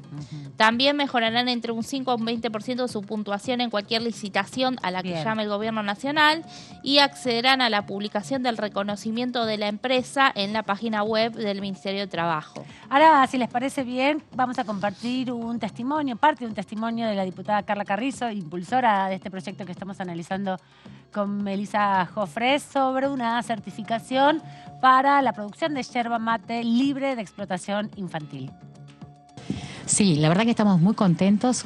Todo el trabajo de infancia y adolescencia es un trabajo que lo hacemos independientemente de las comisiones, porque acá siempre es un enfoque interpartidario, decir que hay más o menos 5 proyectos, uno en el Senado, también acá esta movida la organizamos integrantes de la Comisión Bicameral del Defensor del Niño, así que abre también la diputada Morales Orleri, que es vicepresidenta de la Comisión Bicameral, y cierra la senadora Clara Vega, que es presidenta de la Comisión Bicameral, y es una movida que organizamos con el diputado Leandro Santoro, bien interpartidario, porque la idea es básicamente cambiar el enfoque de cómo entendemos el trabajo infantil en la Argentina. Obvio que el trabajo infantil es un delito penal en la Argentina, pero nosotros necesitamos tener aliados a los sectores empresarios, porque lo que hay que transformar es un hábitat, es una costumbre, sobre todo en el ámbito rural se tiene la concepción y la práctica, sobre todo en países en vías de desarrollo como los nuestros, de que la familia trabaja.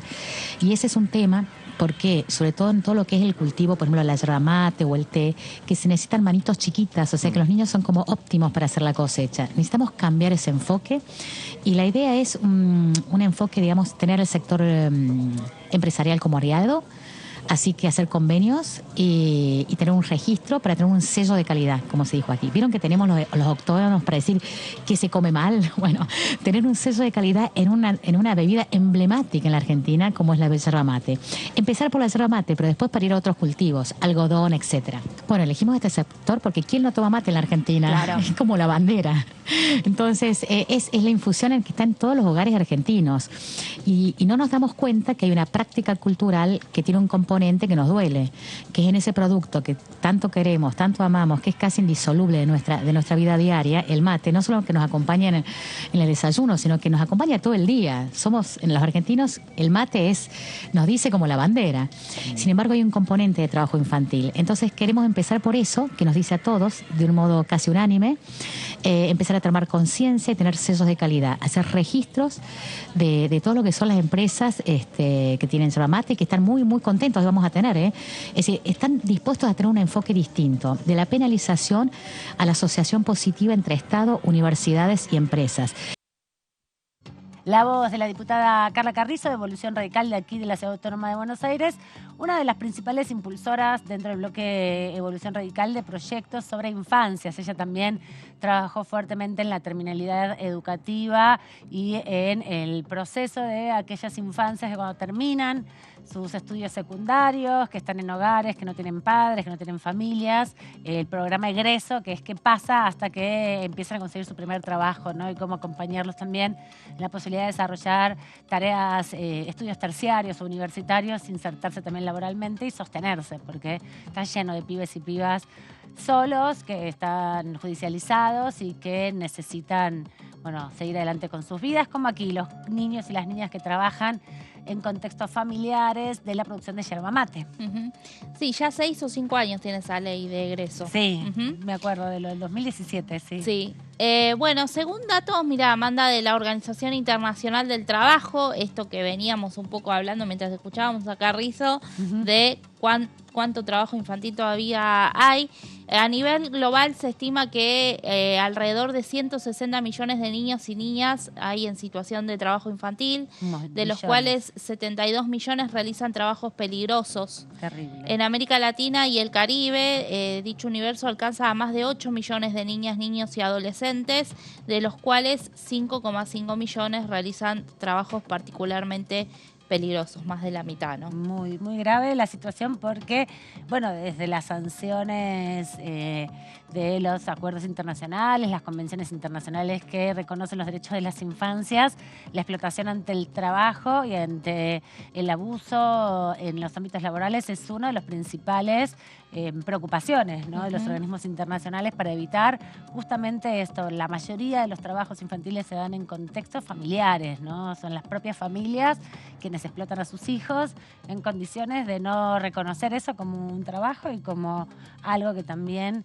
en definitiva, impide el desarrollo individual de los niños. No le enseño un montón de cosas, pero no están en etapas para aprender eso. Están, tienen que pasar por otra etapa, y lo importante acá también, como a veces se repite, la importancia de la presencia del Estado, ¿no? Ajá. Del Estado para que esto no... Y sí, no eso... ocurra. Del Estado controlando y del Estado en el caso, por ejemplo, de familias vulnerables, Claro, que por eso mismo tienen a niños trabajando. Claro. Por de eso la beca asistencia, Progresar, claro. por eso la asignación universal. La beca Progresar es para las infancias y adolescencias directamente. No lo cobran los padres, lo cobran las infancias, ¿no? Para poder estudiar, irse al colegio y tomarse una merienda, en definitiva. Bueno, uno de los proyectos pendientes. Comprarse un apunte.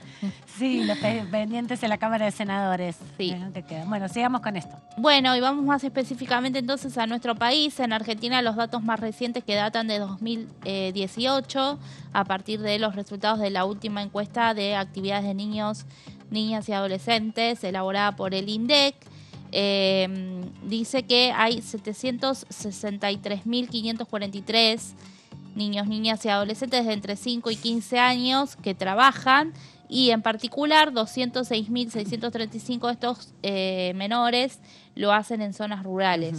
En esto que hablábamos, pero qué grave que haya 560.000 que lo hagan en contextos urbanos, ¿no? Porque ahí hay otras explicaciones que no son la supervivencia colectiva en los mismos sentidos que en el campo, donde, bueno, todos trabajan.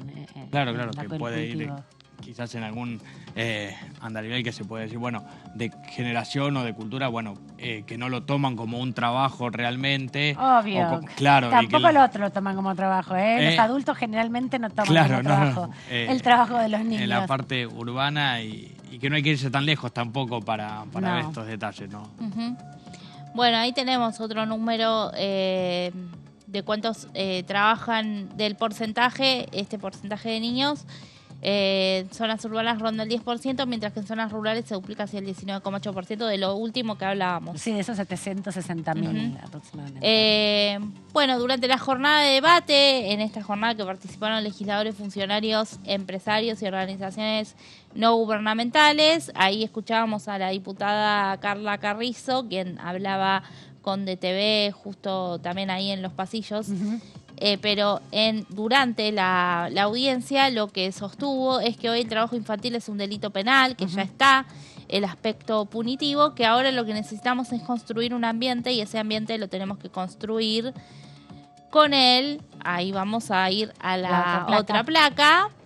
Bueno, no. Con el diputado Santoro. Con el diputado Santoro lo vamos a construir porque sus proyectos son muy similares, porque justamente vienen por parte de quienes impulsan esta campaña, entonces ellos lo que hacen es presentarlo como diputados con su firma. Digamos. Exactamente. ¿Te parece que lo escuchemos al diputado Santoro? Repasemos lo que decía también minutos antes del inicio de esta jornada, para que ustedes conozcan de voz del diputado su perspectiva respecto a este proyecto. Si logramos ponernos de acuerdo todas las fuerzas políticas que integramos esta Cámara en dar un paso más hacia la erradicación definitiva del trabajo infantil, estaremos dando un paso determinante para la consolidación definitiva de la democracia en la Argentina. No hay democracia si hay trabajo infantil. La democracia no es solamente un régimen electoral. Es una forma de vida. La democracia está asociada a la dignidad de las personas. Y no hay dignidad en ninguna sociedad que se precie tal sí existe el trabajo infantil. Así que contento de poder articular este trabajo entre todas y todos. Creo que es una muestra de civismo, una muestra de madurez política, que podamos ponernos de acuerdo en trabajar sobre una problemática tan injusta como esta, a partir de una propuesta tan concreta, motivo por el cual creo que este encuentro tiene que arrancar con esa celebración, teniendo presente el dolor que se genera en nuestra estructura social como consecuencia de estas desigualdades, como consecuencia de estas injusticias, pero sin perder la esperanza, porque el hecho de que esta tarde podamos estar reunidas todas y todos acá significa que la democracia argentina, a pesar de estar en deuda con su pueblo, tiene una dirigencia política sensible, tiene una sociedad civil fuerte, que va a encarar los problemas y que los va a resolver en homenaje a esta democracia recuperada hace 40 años y en homenaje a las luchas populares de los partidos políticos y de los movimientos sociales de la Argentina. Muchas gracias. Bueno, el diputado Santoro, en el contexto justamente de la jornada donde se volvió a poner en valor la presentación de este proyecto que data ya desde el 2015, les contábamos que en el 2013 comenzó la organización de distintas organizaciones no gubernamentales de una campaña nacional para establecer estos certificados de producto libre de explotación infantil, reconociendo la vulnerabilidad específica, lo decía la diputada Carrizo, específicamente en la materia del cultivo de la yerba mate, pero sí en otros también donde se dan explotaciones laborales similares, como el algodón, como el tabaco, donde el modo de producción sigue incluyendo a las infancias en ese sentido. En el 2017 también se presentó el proyecto, cuando perdió estado parlamentario. Lo que está sucediendo ahora, desde el 2021 hasta ahora, estos 2 años, no es solamente que se está presentando el proyecto, sino que 2 de las figuras relevantes de la Ciudad de Buenos Aires, de partidos, bueno, similares, ¿no? Porque los dos son radicales, digamos, de origen, aunque están en expresiones diferentes ahora, vienen impulsando nuevamente, revitalizando, podríamos decir, Meli, la campaña, ¿no? La volvieron a poner en escena en los últimos años para no solo discutir el proyecto, sino sensibilizar un poco más y generar un poco de movimiento, a ver si se puede dar media sanción. Sí, y nació en 2013 esta campaña porque ese mismo año hubo un accidente en un camión que trasladaba a 25 yerbateros. Bueno, el camión chocó, colisionó, perdieron la vida 7 personas y entre ellos, de esas 7, 3 eran menores. Eran niños. Eran niños. Uno de ellos se llamaba Fernando y contaban, ¿no? El caso de Fernando, que desde que tenía 8 años, que bueno, se encontraba trabajando en los campos de yerba. En los campos de yerba, exactamente. Sí, porque son plantas, como decíamos, muchas veces de 1,5 metros, no mucho más altas, no son como los frutales, son plantas que tienen una altura que a los adultos por ahí los hace estar inclinados o incluso con el algodón son copos muy pequeños, pero son también hojas que rasposas, con pinches, no son trabajos fáciles de hacer. No, claro. Son muy sacrificados a pleno... A la intemperie. A la intemperie, al sol, con mucho calor, al sol, al frío, sí. Con condiciones paupérrimas de vida. Entonces hay una preocupación y un foco importante sobre esto y una demora del Estado Nacional, ¿no? En este caso del Congreso. Porque además de, bueno, en los casos de los menores que lisa y llanamente está prohibido, en los adolescentes, como se hablaba, que si bien la edad lo puede llegar a permitir, tampoco está bajo las condiciones de ninguna reglamentación. Claro. No es que se le paga como se le debe pagar, no es tampoco que tienen acotado, digamos, el régimen de trabajo, los horarios que establece la ley, o sea que hace agua por todos lados. Y bueno, lo que pasa es que si se busca achicar el Estado, ¿quién va a controlar? ¿Quién se va primero a meter en el campo, en el medio del campo en Misiones, a controlar este tipo de cuestiones? Y segundo, insisto, son pequeños grupos familiares, en general colonos, que trabajan en cooperativas para después venderle a las grandes empresas que le compran a 2 pesos la yerba y que con eso subsisten, ¿no? También ahí hay una desproporción porque el precio de la yerba al consumidor cada vez es más caro, pero la distancia entre el producto y lo que perciben los productores es inmensa. Un poco parecido pasa con, bueno, también el tabaco, que tiene una forma productiva similar y que también se localiza en las mismas zonas, ¿no? Sobre todo. Sí, así que bueno, esta es la campaña Un Sueño para Misiones. Perfecto. Así, desde 2013 se denomina de esa manera. Y como vos decías, en este caso, bueno, reúne a diputados de un bloque, de otro, de los dos, además de las dos principales mayorías, ¿no?, que hay en esta Cámara. Veremos si se puede avanzar sabiendo, bueno, las implicancias que tiene el año electoral. Veremos cómo se va desarrollando. Lo importante es que en el 21, ahora en el 23 también se está poniendo sobre la mesa. Y tenemos a nuestra misionera también, a nuestra doctora Luciana Fernández, abogada, periodista, colega aquí del Resumen y también movilera de Diputados TV, que hizo este informe sobre cuál es el marco legislativo en Argentina para justamente encuadrar el trabajo infantil en la perspectiva de conocer cuáles son sus alcances de legalidad y cuáles son los enfoques vinculados a las prohibiciones de la explotación infantil.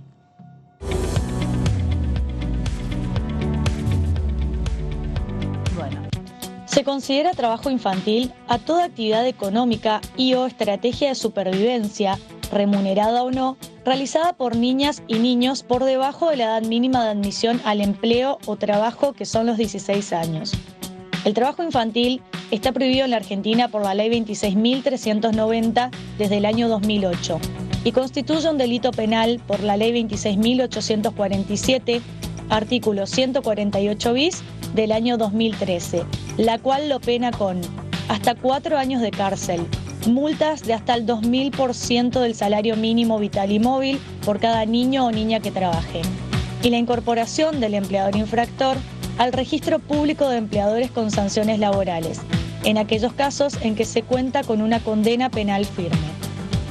El término trabajo infantil se refiere a cualquier trabajo que sea física, mental, social o moralmente perjudicial para el niño, afecte su escolaridad y le impida jugar, porque de esta manera se le niega la oportunidad de ser niños.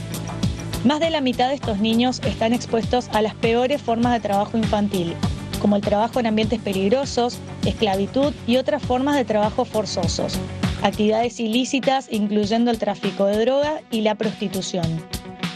En Argentina, el trabajo de menores de 16 años está prohibido por ley y se penaliza a los empleadores que se aprovechen económicamente del trabajo de los menores. Desde el año 2016, el país cuenta con un listado de trabajo infantil peligroso.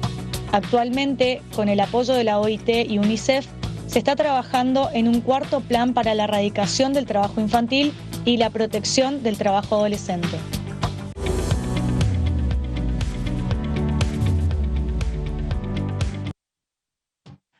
Conoce tus derechos, esta sección que lleva adelante nuestra colega y compañera Luciana Fernández para tener un poquito más de detalles de cuáles son los derechos que nos asisten y reconocer también entonces cuando el Estado falla en la implementación de los mecanismos de control, que es una de las dimensiones que el proyecto que hablábamos hace un ratito sobre yerba mate buscaba reponer y restablecer.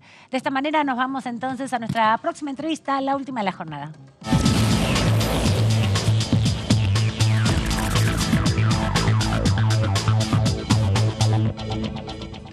Le agradecemos al diputado Acef por esta comunicación. ¿Cómo anda? Bienvenido. Hace mucho tiempo que no conversábamos nosotros. ¿Cómo le va? Buenas noches, gracias. Un gustazo. Estábamos repasando un proyecto de ley que tiene que ver con la certificación de la yerba sin trabajo infantil y un poco nos sorprendíamos como una forma de certificar, ¿no?, que se cumple la normativa, y un poco nos sorprendíamos con números que nos compartió una de nuestras compañeras por la cantidad todavía de niños y niñas en la región, en la Argentina, más de 750.000 niños y niñas menores de 15 que trabajan. Las deudas de la democracia, ¿no, diputado? Que todavía haya situaciones tan complicadas y que haya niños y niñas, adolescentes que no están en edad de trabajar, contribuyendo a la sostenibilidad familiar. Sí, y la verdad es que es preocupante que sigan muchos problemas como este, que son de extrema gravedad. Tiene que ver con, como has dicho, la sostenibilidad de la economía familiar. Hay también una tradición de que los chicos ayuden a sus padres en trabajos, sobre todo rurales, o digamos dentro de la chacra o la huerta que tienen, con los animales. El tema pasa por, obviamente, hacer cumplir a rajatabla una cuestión que me parece que es la clave de esto, ¿no? Que es los 190 días de clase y los 11 años de escolaridad obligatoria, donde la responsabilidad de los padres debe ser la clave, otra de las claves para que esto se pueda concretar y sea el punto de arranque de una transformación en todo sentido de la Argentina, que sería la revolución de la educación, como la tuvimos en el siglo XIX con la Ley 1420, de educación laica, obligatoria y universal, y que nos transformó literalmente de un país semicolonial en un país moderno. Esto, 150, 170 años después, tenemos que hacer otra revolución educativa, y esto va a abarcar obviamente la erradicación del trabajo infantil. La propuesta que yo el otro día hice de apartarnos del reglamento para poder tratar en la Cámara con prioridad absoluta la educación como servicio público esencial, no apuntaba a cercenar ningún derecho, hablando de derechos, sino en todo caso a apuntalar el derecho de los niños a educarse y el derecho de toda la Argentina a tener cada vez mejor educación, que es, a esta altura yo lo digo con toda claridad, es el único camino que tenemos para salir adelante. ¿Y qué implica, diputado, que se declare como esencial la educación? ¿Qué implica? Que no puede haber cese de las tareas, como no las puede haber en un hospital, por más que haya una protesta gremial o un reclamo, no puede cesar las guardias, por ejemplo, no puede haber una protesta del servicio de seguridad que brinda la policía. Hay actividades esenciales que son servicios públicos de ese carácter, y por lo tanto toda protesta tiene que encuadrarse en ese contexto de esencialidad del servicio que se presta. No es ser servicio de huelga, sino darle otro carácter a la protesta, canalizarla por otro lado, por otra vía, pero siempre anteponiendo el derecho del niño a la educación, porque la igualdad tan proclamada, tan declamada, tan buscada, tiene que ser a partir de la oportunidad que da la educación. Si no, la igualdad es una abstracción que no tiene ninguna concreción posible.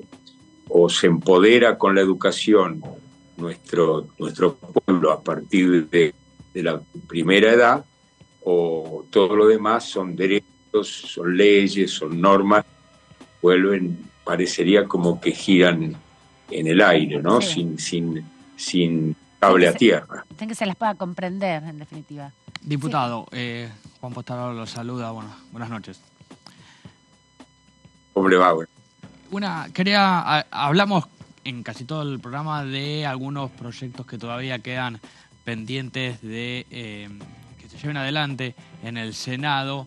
Uno de ellos es, por ejemplo, la ley que permite entradas y salidas de tropas en el territorio, un proyecto que normalmente se discute o se pone en el temario casi a fin de año. No se hizo por diferentes cuestiones el pasado año. Se iba a implementar en la última sesión que no se pudo dar en el Senado. Me gustaría una opinión al respecto, porque entiendo que este proyecto normalmente siempre se aprueba, siempre se permite su aprobación, y que esté un poco demorado puede traer complicaciones. Me gustaría su opinión al respecto de este y de otros tantos proyectos que todavía necesitan también media sanción y quedan ahí en el Senado para discutirse. Bueno, todavía no soy senador, pero la verdad es que nos compete a nosotros como diputados y a mí como presidente de la Comisión de Defensa, puedo decir con toda tranquilidad que hemos ido con nuestro deber y lo hicimos puntualmente. Llegó el proyecto del Ejecutivo, proyecto de ley de autorización de entrada y salida de tropas para distintos ejercicios con algunas Fuerzas Armadas de los países con los que tenemos acuerdos, tenemos convenios, o de la región, y a los 15 días estaba aprobado por la Comisión de Defensa, 15 días como a lo sumo, y 20 días después fue tratado y aprobado en el plenario de la Cámara de Diputados, en la sesión no última, sino la anterior, que fue en tiempo y forma. Entonces, cumplimentado esto, se le mandó inmediatamente al Senado. Se suponía que lo tenían que tratar en la sesión pasada, que se frustró, pero obviamente que ahí se complicó porque había un tema judicial que era para que extender la posibilidad de que siga ejerciendo su cargo una jueza que se llama doctora Ana María Figueroa, que es jueza de casación, confesa y convicta integrante de Justicia Legítima y además conocida por su afinidad con el kirchnerismo y más específicamente con el cristinismo. Y bueno, eso complicó todo. Si no hubiera sido porque se mete ese tema, diputado, se ¿no mete ese podría tema, seguramente. haberse rechazado? Digo, hoy la oposición tiene mayoría en el Senado, con el bloque que encabeza la senadora Vigo.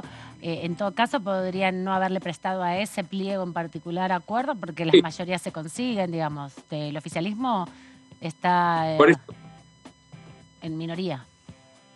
Por eso digo que, sinceramente, como no soy senador, claro, no te puedo decir por qué. ¿Cuál fue la estrategia? En vez de sesionar y aprobar lo que había que aprobar y rechazar lo que supuestamente tiene que ser rechazado, porque están las mayorías para rechazar, decidieron no sesionar. Bueno, yo la verdad que yo no soy partidario de no sesionar. Bien. Sobre todo cuando hay posibilidades de hacerlo y de si hay un tema que es urticante o que es impugnable, bueno, directamente no se aprueba y listo. Ganar la elección, digamos, en definitiva, en el recinto, cuando las mayorías no son tan no son tan propias del oficialismo, en definitiva. No hicieron jugar su mayoría. Y quiero decir con respecto al tema de fondo que estaba planteando, que la entrada y salida de tropas, que no es una cuestión formal solamente, es un gran entendimiento que hay con conocimiento mutuo de los avances que hay en materia de equipamiento, de manejo de la tecnología. Ustedes saben que el equipamiento militar, como cualquier otro equipamiento en el agro, está ocurriendo que los tractores son manejados por el celular del dueño y casi sin chofer. Bueno, eso pasa, claro, sin humanos. Eso pasa, no digo tanto, pero está pasando con la tecnología militar. Bueno, eso además tiene otra característica importante, que es lo que nosotros llamamos la diplomacia militar. Sí. Se produce un entendimiento en la región con los que se hacen ejercicios, que finalmente hay una camaradería regional y hay por esa vía se logra un aseguramiento de la paz regional. Y eso me parece que es muy importante tener en cuenta.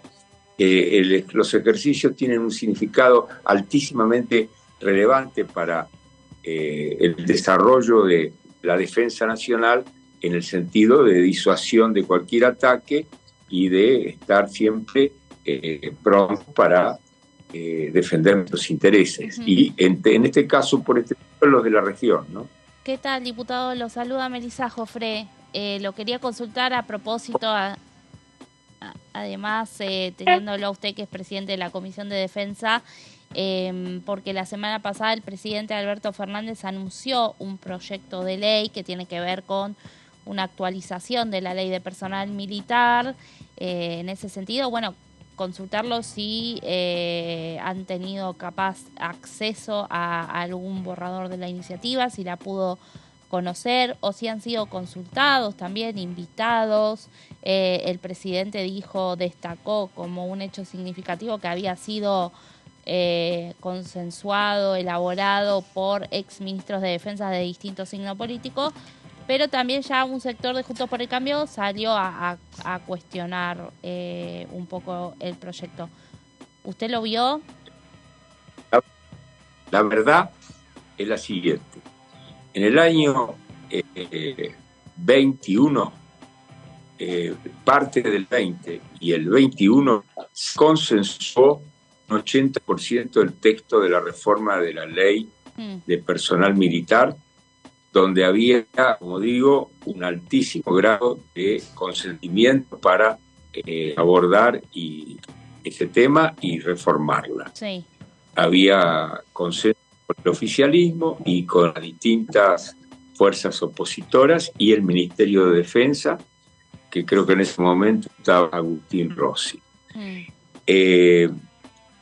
Ese proyecto se transformó en un proyecto que presentó el diputado Carlos Fernández, de la Unión Cívica Radical, que era presidente del bloque de la Comisión de Defensa, antecesor mío. Sí. Yo firmé ese proyecto. ¿Por qué lo firmamos y lo presentamos en el 21? Porque como el Poder Ejecutivo no valoró el proyecto conteniendo ese consenso, dijimos, bueno, lo vamos a presentar nosotros. Yo el año pasado presenté nuevamente el proyecto, ya con mi firma y con la de otros diputados de la oposición, para que tenga estado parlamentario. No solamente a partir de esta gestión del ministro Tayana, no se consultó más a ningún diputado, ni a mí, diputado de la comisión, por lo menos que yo conozca, sino que además yo mandé una nota con firma digital, formalidades reunidas en absoluto para que esa nota sea fehaciente, pidiendo intervenir en la elaboración final de ese proyecto, porque teníamos noticia de que se estaba justamente haciendo la redacción. Y no obtuvimos ninguna contestación. Así que cuando el presidente dice el otro día, en la cena de camaradería, que ha habido, se está refiriendo al pasado, pero no a este proyecto, porque este proyecto modifica varias cuestiones que tenía el consenso anterior, claro. Y además no entra por diputados, sino por senadores, y por todo lo que nosotros tenemos texto que no es oficial, porque no entró directamente a la Cámara de Diputados, sino al Senado, sino que lo sacamos de la página del Senado. Y lo estamos analizando, pero obviamente que lo estamos analizando simplemente como acto preparatorio para que eventualmente el Senado lo apruebe o, en fin, o tome alguna decisión, puede rechazarlo, pero si lo rechaza y límite, eso queda descartado. No creo que sea así, sino que él haga algunas ocasiones. Bueno, nosotros lo trataremos, ojalá que este año, porque es un tema que las Fuerzas Armadas necesitan que se actualice. Las Fuerzas Armadas necesitan una ley de personal moderna, porque además nosotros tenemos mucho abandono, no abandono, sino renuncia al Estado militar, porque hay profesiones dentro de las Fuerzas Armadas, la de piloto, por ejemplo, de la Fuerza Aérea, que son muy cotizadas en el sector privado, el sector, por ejemplo, aerocomercial, y hay una suerte de vaciamiento en alguna medida de personal altamente calificado de las Fuerzas Armadas. Lo mismo que, como la inseguridad es tan rampante en la Argentina, hay mucha gente que pertenece a las Fuerzas Armadas que, bueno, está tentado por irse a empresas de seguridad privada, claro, donde la rentabilidad es mayor. Por eso también tiene que ver esto con la recomposición salarial de las Fuerzas Armadas, que en ese sentido el gobierno ha avanzado bastante y creo que se tiene que seguir cumpliendo con las cuotas que se establecieron, porque es una jerarquización, en realidad no es ganarle a la inflación, sino que es jerarquizar el salario, las remuneraciones de las Fuerzas Armadas para volverlos a que sean cercanos a los de las Fuerzas de Seguridad, porque acá la gente lo debería saber, un sargento policial gana el doble, casi el doble que un sargento del ejército, es decir, un ejemplo. Y eso parece un desfasaje muy notable, ¿no? Claro. Gracias, diputado, por este ratito aquí en la tercera edición de DTV, por comentarnos también cuál es el estado de los proyectos que tienen que ver con el financiamiento de las Fuerzas Armadas. Y bueno, le deseamos que tenga una buena noche en el día de hoy. Hasta luego, hasta cualquier momento. Muchas Teníamos algunas dificultades ahí para escuchar al diputado, y igual le agradecemos porque es el que, bueno, ahora más sabe de este tema de la defensa. Hubo, como bien comentaba el diputado Nicolás Fernández, era correntino él, ¿no? ¿Radical correntino? No, Fernández era...